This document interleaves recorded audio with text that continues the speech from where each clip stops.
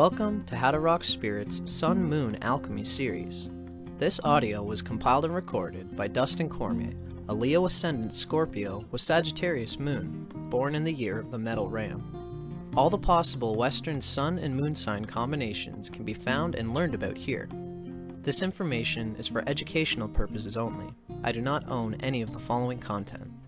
For more astrology lectures and my own Cosmic Consciousness audio lecture series, check out How to Rock Spirit's YouTube channel, where I rap about everything from philosophy and transpersonal psychology, to psychedelic spirituality, to tantric and occult mysticism, and even to Marx and Engels and the materialist sciences. See you there! Sun in Fire Sign. Basically motivated by inspirations and aspirations. Recharges energy through vigorous, physically demanding activity and by pursuing new visions for the future. Sun in Leo. Expresses self with warmly radiant vitality and constant need to be noticed. Creative energy is colored by a sense of drama and bigness. Motivated by a need to be recognized for one's generosity. Radiates confidence and encouragement to others. Can vitalize any enterprise.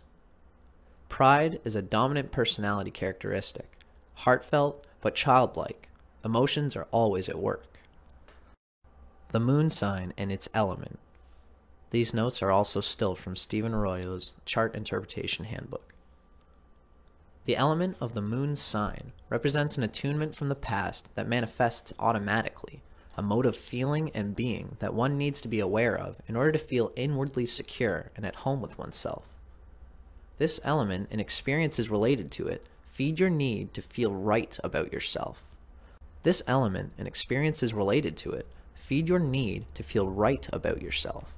By such modes of self-expression, you are satisfying a deep inner need that can give stability to your entire personality.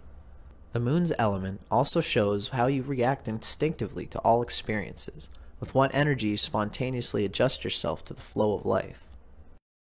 Moon in Air Signs. Reacts to changing experiences with forethought and objective evaluation. Feels comfortable with self when expressing ideas and interacting socially. Moon in Aquarius. Reacts unpredictably, eccentrically, and with detached objectivity. Feels secure when exercising complete freedom of ideas, self-expression, and innovation. Responds individualistically, based on sense of self as unique, altruistic, and socially conscious. Needs to interact socially in order to feel emotionally centered and right about self. Nurtures others by encouraging their freedom and feels supported when given complete autonomy in return. A need for emotional independence can cause alienation from one's true feelings and aloofness towards the sensitivities of others. The following information comes from Isabel Hickey's Astrology, a Cosmic Science. Copyright 1992 by Isabel M. Hickey Trust. Moon in Aquarius. Progressive. Can bring difficult lessons through erratic and ill-considered actions. Good minds, but erratic and unstable. Much originality of thought if it can get out of rigid thought patterns. A very cold-feeling nature because of not understanding the other fellow's needs. Aquarius is a mental sign, not emotional at all. Feelings are cramped and limited, and do not operate freely. A strong selfishness behind a friendly manner. Often has arthritic conditions in later life due to rigid will and crystallizations of emotions. In a male chart, attracts a fixed and stable partner that cannot be pushed but can be coaxed.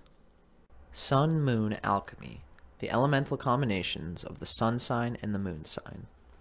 The following information comes from Charles and Susie Harvey's Sun Sign Moon Sign. Copyright Charles and Susie Harvey, 1994, again in 2003. First published by Aquarian, 1994. Each Sun-Moon type is a combination of elements. In the following descriptions of the element combinations, please remember that the pairing can be either way around. For example, a Fire-Earth combination refers equally to Sun-Fire, Moon-Earth, as it does to Sun-Earth, Moon-Fire. There will be subtle differences, but the dynamic is generally the same. The Fire-Air type is a real live wire, full of exciting ideas and able to communicate them with tremendous zeal, which impresses and persuades everyone around them. If taken to the extreme, this makes this individual full of bluster and bombast, long-winded and prone to be carried away by his own rhetoric and eloquence. Others may also be carried away, as he tends to have lots of joie de vivre, cleverness, and charisma. Noel Coward, Sun in Sagittarius, Moon in Gemini, expresses the wit and impatience of this combination well. I write at high speed because boredom is bad for my health. Indeed, boredom is something this type usually shuns and can avoid because they think and live at such a fast pace. If the sun is in air and the moon is in fire, the effect is rather like that of a hot air balloon, a beautiful way to travel that takes you way up into the giddy heights. So likewise, this type tends to be a utopian idealist, seeing ever more distant sunny shores to which the human race may travel, loftier vistas and wider horizons. Alternatively, if this type gets on a high horse, they can be very moralistic, quote-unquote knowing exactly what is good for us. Shadow side. This type is a potential visionary, but visionaries need earthiness in order to bring ideas to fruition.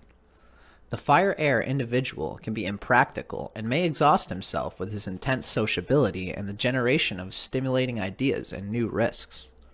If he remains in the realm of impersonal possibilities, he becomes cut off from body and the more mundane but essential needs of human life. And without emotional vulnerability, they miss out on real intimacy. Relationships. Fire-air types are so mentally active and gregarious, so keen to understand and to share their understanding, that they rarely play the role of the loner in the crowd. Their interests drive them on, and when they get to their destination, they meet and strike up conversations and relationships with other interesting mavericks. In a relationship, they need intellectual rapport and plenty of freedom to pursue their own interests. They may often be out of touch with their feelings and emotional needs, and an earth-water type can help remind them that they are, in fact, human. There is a kind of restlessness, eternal youthfulness about the fire-air type. They may often be out of touch with their feelings and emotional needs, and an earth-water type can help remind them that they are, in fact, human, earth and water being the opposite of air and fire. There's a kind of restless, eternal youthfulness about the fire-air type, which is very appealing, but without the challenges of serious relationship, they can remain somewhat emotionally immature and superficial. Male versus female. The extroverted, enthusiastic, and argumentative qualities of this type are applauded in males, whilst females of this type tend to be seen as masculine and intimidating. Female fire-air types tend not to settle for traditional roles that limit their potential and are therefore often at the cutting edge of social change. Both males and females of this type lead pacey lives to some extent, and can often live by their wits and land themselves at opportunity's doorstep with the greatest of ease. The following observations about your Sun-Moon combination are drawn from insights gained from astrologer Jefferson Anderson's book, Sun Sign, Moon Sign, an observation of many different individuals. The writing itself comes from Mantak Chia and William U. Wei's Cosmic Astrology. Copyright 2012 by North Star Trust, published by Destiny Books. Sun in Leo, Moon in Aquarius. The sponsor. The Sun and Moon in your combination are in conflict, designating that your early life was likely hard. A potent sense of independence and self-sufficiency in you came about as the result of that struggle to overcome those hardships. It also caused you to look far inside yourself. Unlike most Leos, you are self-examining, and the realization you have acquired from looking within inspires you to reach out to help others. You have a very tender, almost naive presence and disposition that is relaxed but a bit aloof. The commonplace details of life do not perturb or confuse you, because your scope of imagination is wide, boundless, and abstract. Others would be very surprised if they saw the ambition, strength, and futuristic visions in your dreams. All this is kept shrouded under that effortless exterior. Your judgment is seldom fooled by self-centered views or superficial impressions, because you are able to acknowledge your limits and appreciate your many endowments. With your firm idealism and compassionate perspectives, you probably feel that you are destined to help others in life. You pursue that goal with silent and steadfast purpose, whatever that mission may be. All you need to do is see it once. You have noteworthy intuition and inherent aptitude that often controls your action, even though you value reason. Your preferences and major choices are generally founded on what you feel about the individual or situation, rather than what you conceive. This total belief in your intuition can be dangerous at times, for both you and others. You can be led by your hunches to a point in managerial positions, but you also have to be aware of the facts. Being more adaptable to the pressures and opinions of others is something you should learn. Never ostentatious or arrogant, you treat people as peers, and you, in all likelihood, live in a humble, understated way. But there is something that sets you apart.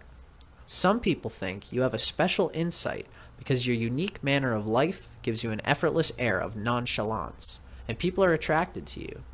A lot of Leo Aquarians are natural leaders. Helping you to put some of those ambitions and sights into action is your resourcefulness and inner force. Your solution to an issue is often the cleverest, and you are inventive and forward-thinking. One reason why you often seem so out of it and forgetful is you see things from a very wide and detached perspective. You favor the big picture, and details only slow you down. Notes from Charles and Susie Harvey's Sun Sign Moon Sign.